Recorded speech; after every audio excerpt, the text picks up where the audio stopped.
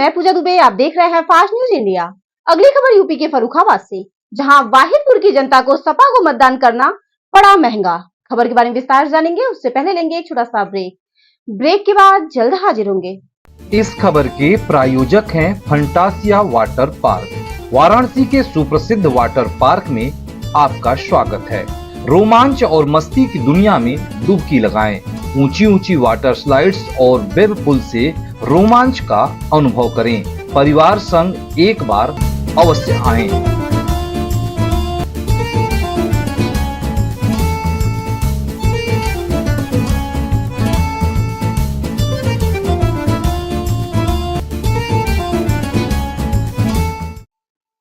Break के बाद आप सभी का स्वागत है। खबर यूपी के फर्रुखाबाद से, जहां जनपद में सपा प्रत्याशी नवल किशोर साग की सीधी बात में फर्रुखाबाद फास्ट न्यूज इंडिया के मितेश कुमार सिन्हा के पूछे गए सवाल। वाजिदपुर में बन रहे टोल प्लाजा वर्ष 2018 में मुरास कन्हैया के लिए चयनित किया गया था, जबकि निर्माण कार्य वाहिदपुर में हो रहा है। वहीं सूत्रों से यह ज्ञात हो रहा है कि वाहिदपुर की जनता के द्वारा आपके पक्ष में मतदान करने के कारण हो रहा है। इसमें कहां तक सच्चाई है, जिस पर उन्होंने कहा कि पहली बार कोई चैनल सच बोल रहा है। यह सही है कि वाहिदपुर की जनता ने हमें मतदान किया। देखिए फर्रुखाबाद से मितेश कुमार सिन्हा की रिपोर्ट। नमस्कार, मैं मितेश कुमार सिन्हा और आप देख रहे हैं फास्ट न्यूज इंडिया। खबरों के सिलसिले में हम आपको एक बार फिर ले चल रहे हैं केंद्रांचल के फर्रुखाबाद जनपद के थाना जहानगंज अंतर्गत वाहिदपुर क्षेत्र में, जहां टोल प्लाजा को लेकर गहमागहमी तेज है और आज धरने का चौथा दिन है। और इंडिया गठबंधन के प्रत्याशी के रूप में नवल किशोर साग जो 2024 के चुनाव में प्रत्याशी के रूप में थे, आज हमारे समक्ष बैठे हैं। सीधी बात नवल किशोर साग के साथ। एक समाचार पत्र के मुताबिक जो दर्शाई गई है, उसमें दर्शाया गया है कि स्थानीय वाहिदपुर की जनता के द्वारा इंडिया गठबंधन को मतदान देने के कारण जो है यह जो टोल प्लाजा था सन 2018 में वह मुरास कन्हैया में था, लेकिन इंडिया गठबंधन को मतदान करने के कारण इस क्षेत्र में लाकर रख दिया गया है। इस पर क्या करना आपका? बिल्कुल, आप पत्रकार साथी बिल्कुल सही कह रहे हैं और मैं तो आपको धन्यवाद दूंगा कि सच को आप पकड़ के जनता तक पहुंचाने का काम कर रहे हैं। बिल्कुल, ये सब हमारे अपने घर हैं, कुशवा और साग समाज के परिवार हैं और वाहिदपुर गांव मेरा अपना घर है। इनकी यही दिक्कत है कि डॉक्टर नवल किशोर का ये परिवार है, लेकिन डॉक्टर नवल किशोर तो किसान का बेटा है और पूरे उत्तर प्रदेश के साथ मैं तो कहूँगा पूरे फर्रुखाबाद में जितने भी किसान हैं, उस किसान का बेटा डॉक्टर नवल किशोर साग है, उस किसान परिवार का भाई डॉक्टर नवल किशोर साग है। और आज व्यक्तिगत तौर की बात नहीं है, व्यक्तिगत जातिवाद के कारण ना, मैं तो कहना चाहूँगा इस गांव में सोच लीजिए, वाहिदपुर गांव में जहां पर जनता, जहां पर ये आबादी का क्षेत्र है, उस आबादी के क्षेत्र में टोल प्लाजा बनाया जा रहा है। ये तो भारत के इतिहास में पहली बार यहाँ कहीं देखा गया होगा। जिस तरह से इन्होंने सांसदी में गड़बड़ करने का काम किया है, ऐसे यहाँ चलने का काम करेंगे। लेकिन वहाँ तो दाल चल गई, लेकिन यहाँ दाल नहीं गलेगी। यहाँ पर सभी किसान साथी बैठे हुए हैं और पीछे सबसे बड़ी बात है, हमारी माताएं और बहनें सब बैठी हुई हैं। माताएं और बहनें रो रही हैं, उनके घर तोड़े जा रहे हैं। ये इतिहास में ऐसा लोकतंत्र में इतना कुठाराघात कहाँ से होता है? माननीय सांसद महोदय जी के यहाँ से आगे 400 मीटर दूर खेत हैं। मुझे मालूम पड़ा अपने खेतों को बचाने के चक्कर में, और ख़ासकर ये गाँव डॉक्टर नवल किशोर साग को सपोर्ट किया, इसके चक्कर में उन लोगों ने वोटिंग भी दिया, इसलिए टोल प्लाजा को यहाँ बनाने का काम किया है। हम सब साथ में, और पत्रकार साथी आपको भी मैं बहुत बहुत धन्यवाद देता हूँ कि जनता की आवाज़ को प्रशासन और तमाम उच्च अधिकारियों तक पहुँचाने का काम करना, ताकि यहाँ पर जो टोल जो गलत हो रहा है उसका विरोध हम सब करेंगे और यहाँ पर टोल न बनकर, जहाँ पर गंतव्य स्थान पर पहले प्रस्तावित था NHIA का ये डाटा कह रहा है कि इस डाटा में साफ साफ लिखा हुआ है कि बेवर से अगर हम चलेंगे फर्रुखाबाद की तरफ तो 30 किलोमीटर नियर बाई मुरास कन्हैया, वहाँ पर ये टोल प्लाजा बनेगा। और टोल प्लाजा बन रहा है हमारे वाहिदपुर गांव में।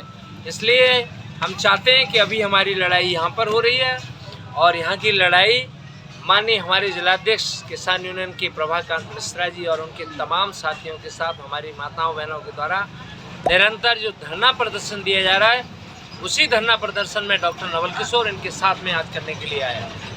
और हम चाहते हैं कि जो सच है सच रहे और लोगों को न्याय मिलने का काम हो।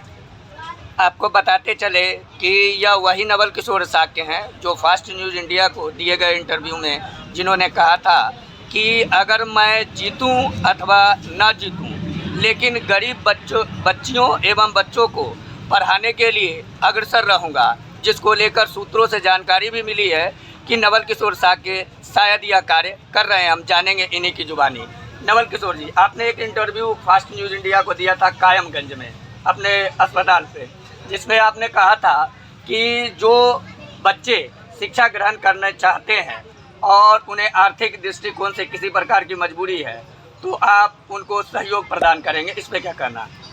अभी कुछ दिनों पहले धनसुआ गांव में एक बेटी कक्षा 10 पास हुई, उसको वहाँ के लोगों के द्वारा और मेरे द्वारा सम्मानित साइकिल से कराया गया।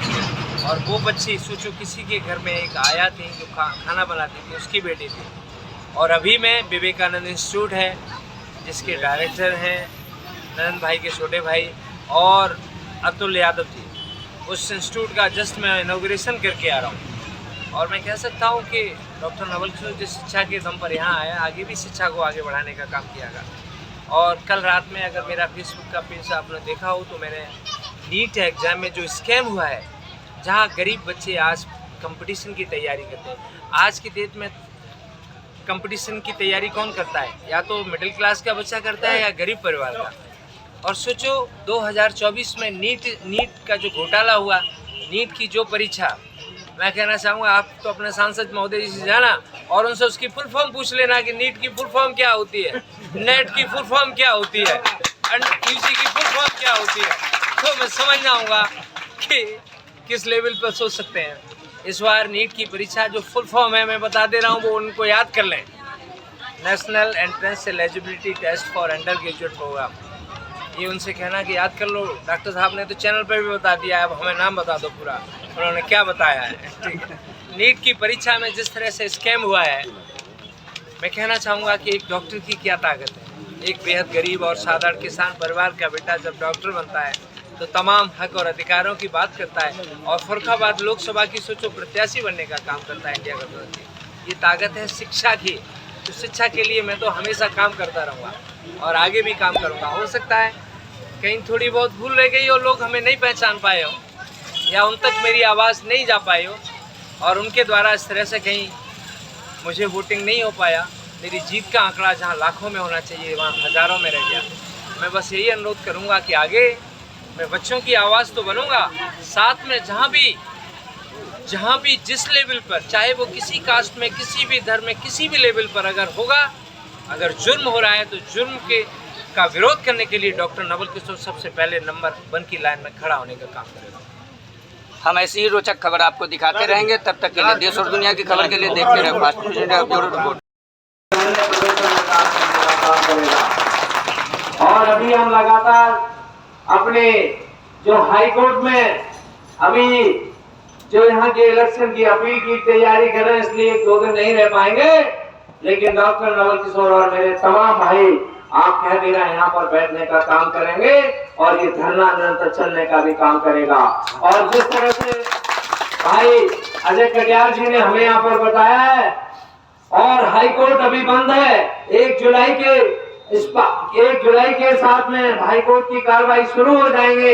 यहाँ की कार्रवाई को PIL के रूप में यहाँ के सम्मानित जो हमारे किसान यूनियन के नेतागण हैं उन्होंने देने का काम किया है।